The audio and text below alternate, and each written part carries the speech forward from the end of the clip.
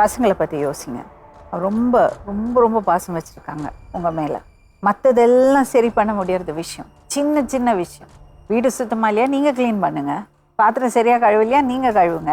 அது செஞ்சால்தான் நான் வீட்டில். அது என்ன இப்போ செஞ்சால் என்ன? இப்போ மாதம் 15 லட்சம் ரூபா 20 லட்சம் ரூபா சம்பாதிக்கிறவங்களே வீட்டு வேலையெல்லாம் செய்கிறாங்க.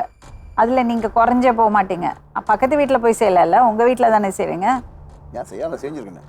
அவங்களும் வெளியே போயிட்டு வந்து வெளியில் வேலை செஞ்சு தானே வீட்டில் வந்து செய்கிறாங்க. இதெல்லாம் ஒரு மேட்ரே கிடையாதுப்பா. ஒரு குடும்பம்னா என்னது? வேலை செய்யறான், அப்ப நம்மளும் வீட்டில் உட்காந்துருக்கேன். இல்லை, நீங்களும் வேலை போடுறீங்க, வீட்லேயும் வந்து செய்யலாமே சொல்கிறேன். நான் என்ன சொல்கிறேன், ஒரு குடும்பம்னா இவ்வளோ நாள் என்னெல்லாமோ நடந்து போச்சு. நீங்கள் ஒரு கல்யாணம் பண்ணீங்க, அது சொல்லாமல் இவங்களை கல்யாணம் பண்ணீங்க, இப்போ 2 பசங்கள் ஆயிடுச்சு. இன்னுமே ஆச்சும் அந்த ஒரு கமிட்மெண்ட்டோட இருக்கு. நீங்கள் யோசிச்சு பாருங்களேன், உங்கள் வாழ்க்கை, நீங்கள் அவங்கள லவ் பண்ணும்போது அந்த ஃபஸ்ட்டு ஃபியூ இயர்ஸ் உங்கள் லைஃப் எப்படி இருந்தது யோசிச்சு பாருங்கள். எப்படி நீங்கள் உங்களுக்கு துரோகமே பண்ண தோணாது. பசங்க உங்களை பற்றி என்ன நினைக்கும்? சரி பண்ணிங்க வாழ்க்கையை. எல்லார் நம்ம போகும்போது தடிக்கி விழறது இல்லையா? ஆனால் கீழே படுத்துட்டு இருப்போமா? எழுந்திருப்போம்ல.